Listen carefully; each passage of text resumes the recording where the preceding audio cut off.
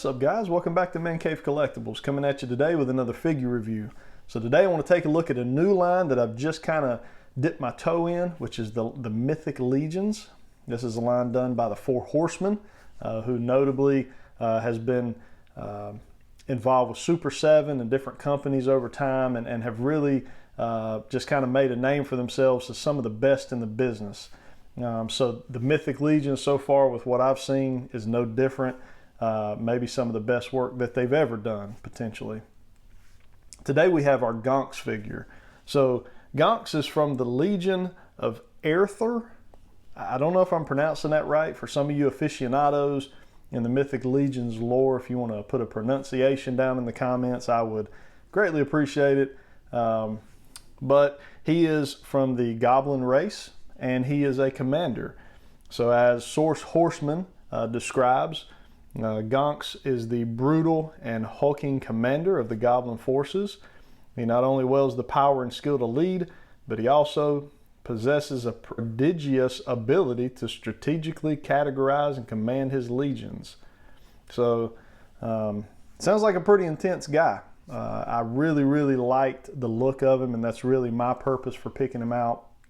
I've kind of come to the conclusion with this line, I'm not going to be able to be a completionist here. They're just too deep, and they've put out too many figures, with a lot of them going for really kind of extraordinary prices on the secondary market. So I'm going to have to really be, kind of picking and choosing what I pick up as far as going backward in the line. However, I do think I will probably pick up most everything going forward in the line when it comes time to pre-order those. But today we're looking at Gonxx, and I'm really excited about having this guy. I've previously did a review on Torgon Redfin. If you haven't seen that, check it out. That was a fantastic figure. So here's our second figure in that line. And looking at our packaging, just as we did with the Torgon Redfin figure, got that same kind of window packaging here, clamshell packaging. I think some people may call it like a blister card. But we can see pretty much everything here. We got our figure, we've got one of his weapons here. There is a bag of accessories that we can kind of see there in the package with him. As we spin on around to the side here, you will see that we do have a write-up on Gonxx, which is really cool how they do that. You can pause it if you want to check that out. Spinning on around to the back, you've got a little more of the kind of mythos behind the Mythic Legions, so feel free to pause there if you want to check that out. And then on the other side, they typically have the kind of the symbol for the faction that this character is tied to. So really nice packaging. Also, one thing to note, if you're not a Mythic Legions collector, if you are, you know this and you probably respect it and love it. But they also do packaging where it is resealable. So you can see they just have these tabs from the plastic. You just simply remove them out of the way in order to remove your figure from the box. But you just pop these tabs, and when you do, you're able to take this card and just slide the card right off the backing to reveal your figure. So you're able to repackage these figures very easily, very nicely, almost to the point of how they looked when you first purchased them. So just a really nice feature. Let's go ahead and pop Gonxx out of this packaging and see what we got. All right, guys, so we've got our Gonxx figure out of his packaging and onto our review table. As always, let's jump directly into our accessories. We'll start with kind of what I have come to find are the kind of the base accessories for these characters. You've got the adapters, for the wings, or if you had shields or something like that. These are just kind of base customization type adapters. So, they're accessories, but they're not really accessories that we are here to see. So we also get a little belt here, and that is, to drop a weapon into if you want to put it across his back or around his waist. These kind of come with each figure from what I can tell. Really phenomenal little, just simple accessory that the Four Horsemen throw in.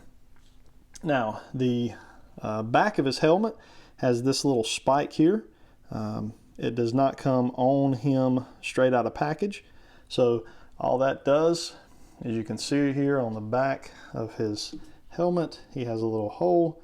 You just pop that in, and it just adds a little detail to his helmet. It looks really, really nice, guys. This figure is phenomenal.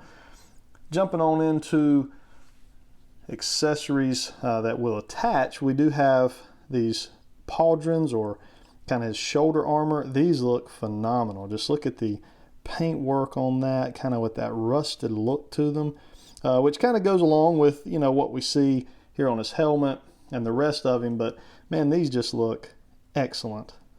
A little bit of an orange rust, and as we talked about with Torgon Redfin, you've got these two pegs here, and they just peg directly into the peg holes there that you see on his back. I love the customization options that we get with these Mythic Legions.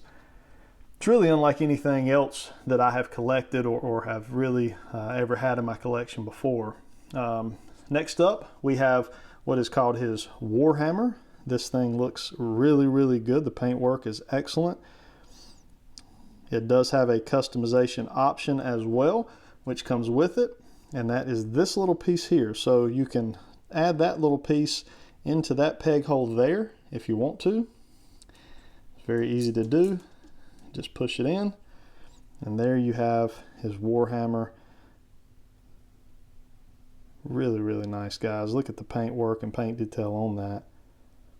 I love it. Now, what I think are the two coolest accessories, we've got his long sword. You can see the hilt here is painted in kind of a goldish black color. And then as we move on to the blade here, you've got a chrome silver, and then a little bit of that same kind of rust color that we're seeing kind of on the rest of him, his pauldrons as well as his armor that he's wearing. Really, really nice, guys. And look at that. I mean, just perfectly straight out of the package. I love that. Between Torgon and Gonxx, I've not been able to find any accessories that were, you know, bent or warped out of packaging like we see with so many lines. And probably my favorite accessory, his flail with chain. So this is really just looks like something that a goblin would be carrying around. The paintwork on it looks phenomenal. This is real metal. It's going to be, you know, not very durable metal, but it is a metal chain. It's not plastic, and it has a very nice, almost rust type appearance to it to kind of go with the theme there of Gonxx. And then as far as the handle there, just kind of a goldish / black paint job there for the handle, and those will fit nicely in his hands. Let's go ahead and take a closer look at our Gonxx figure. All right, so we'll bring Gonxx in for his close-up, and just look at the paint work and the sculpting work here, guys, on his helmet armor. Got a little bit of battle damage there.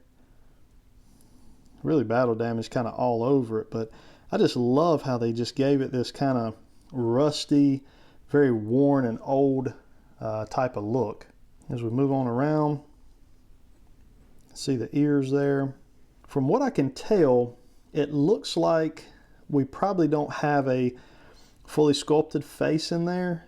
You know, it's hard to tell, but you know, if you look up under here, as well as kind of down in there, you know, my guess would be it's not, you know, we just have the eyes is really the sculpted part of this head mold, but you know, I don't know that for sure. I'm sure some of you guys out there probably could tell me better. One thing interesting they did is they kind of did this neck in almost like a 45-degree angle. It's not coming straight up, it's kind of going out, and that offers a lot of range of motion here, and we'll take a look at that on articulation. Then moving on down, the rest of his armor here looks really good. We can see that kind of rusted chainmail here kind of poking out from under the metal bits there, and they kind of continue that orange rust appearance pretty much throughout the entire figure.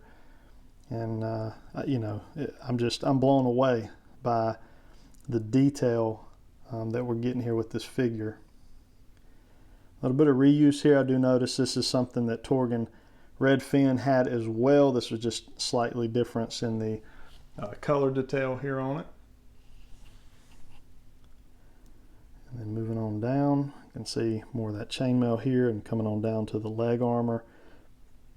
Just kind of got that same rustic look all the way through and through.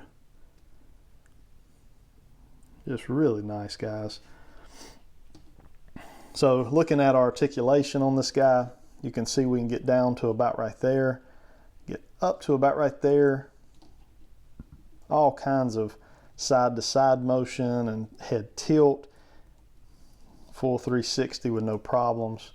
And again, that's just due to the way that neck joint is done. And you can see here the neck itself will spin. So even though his head will do all those movements, but we can actually spin that entire neck joint around. You can see that there. It will spin around on the neck, on kind of on the top of the shoulders, the bottom of the neck, whatever you want to call that. Just really nice engineering there for that. As far as the arms, I can get them up to about right there. The armor here kind of hinders a little bit of movement there. We don't have anything in the bicep. We can obviously get the full range of motion there. We got a 90-degree elbow bend. And then here in the wrist, we can get out to there, but lots of movement. We're a little bit hindered by this piece of armor that kind of sticks over there. But we can move that around to kind of get away from that some. We do have a swivel right there, kind of a mid forearm cut there, so we can swivel that. Don't have anything up in the chest area, but we do have right in the waist, so we're able to get a crunch, we're able to get back, and get a little bit of side to side, but not a whole lot. Down here in the legs, let's move these arms out of the way. And get the full Van Damme on the splits. Okay, these are soft, so that's nice. You can kind of get these out of the way here. We do have an upper thigh cut there, and then a single joint in the knee, and that knee will also articulate and spin there on that joint, and then lots of ankle rocker and ankle articulation down here. Looks like, from what I can tell, between this figure and the Torgon Redfin figure, the ankle articulation is definitely on point for these figures. They're, you know, I would say probably using the word highly articulated may be a stretch from what I've seen so far.